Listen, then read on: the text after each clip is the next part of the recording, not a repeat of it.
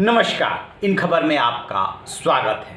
राजस्थान के रण में यूँ तो रात भर में बहुत वहाँ पे बदलाव हो चुका है और कल ही ये तय हो गया था कि अब 14 अगस्त से जो है सत्र कलराज मिश्र राज्यपाल ने बुला दिया है। यानी कि जो जादूगर हैं अशोक गहलोत, उनका मतलब टेंशन कम कर दिया। 21 दिन कहाँ से काउंट किया गया, दोनों पक्ष झुका है। जब पहला प्रपोजल कैबिनेट ने भेजा था राजस्थान सरकार ने, वहां से 21 दिन काउंट कर लिया गया, क्योंकि राज्यपाल का कहना यही था कि यदि सामान्य परिस्थितियां हैं, सामान्य परिस्थितियों में आपको 21 दिन के नोटिस पे ही सत्र बुलाना होगा।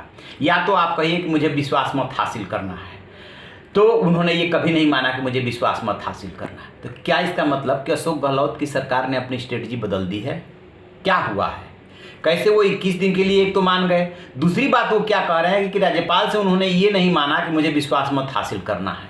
उधर से बीजेपी भी नहीं कह रही है कि आपका संख्या बल कम हो गया है, आपकी सरकार अल्पमत में आ गई है, इसलिए आप विश्वास मत हासिल कीजिए।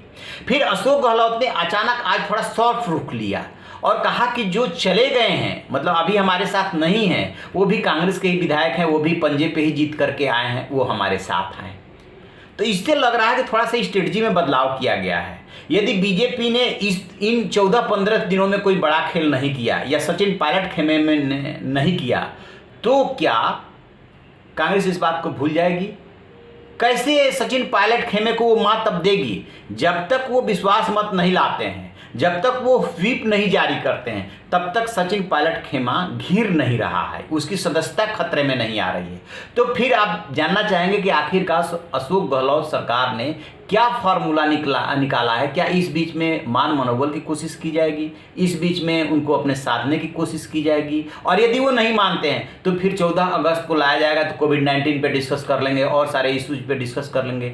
फिर कैसे आप उनको बांधेंगे? दरअसल अशोक गहलोत को ये डर है कि 6 बसपा विधायकों का जो मसला हाई कोर्ट में गया है और उस पर सुनवाई शुरू हो गई है, वो मसला कोई भी टर्न ले सकता है और यदि 6 बसपा विधायकों की सदस्यता जाती है तो फिर उनके सरकार पे खतरा मंडराने लगेगा।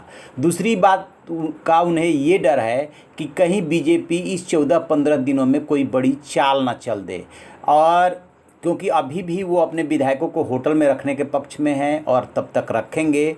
जिस तरीके से सचिन पायलट खेमे के विधायक टूटने की बात उनका गुट कर रहा है, ठीक उसी तरीके से दूसरे खेमे से की जा रही है कि उनके अशोक गहलोत खेमे के भी विधायक टूट सकते हैं।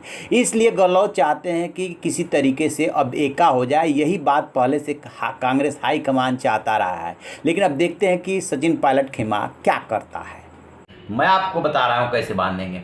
ऐसे वो विषय ले आ सकते हैं जिसमें सीधे बेशक वो बहुमत न साबित करे, ऐसा विषय ला सकते हैं जिसमें कि वो व्हिप जारी कर दें और व्हिप जारी करने के बाद आपको कांग्रेस के फेवर में वोटिंग करनी होगी। यदि आप कांग्रेस के फेवर में वोटिंग नहीं करते हैं तो फिर आपकी सदस्यता जा सकती है।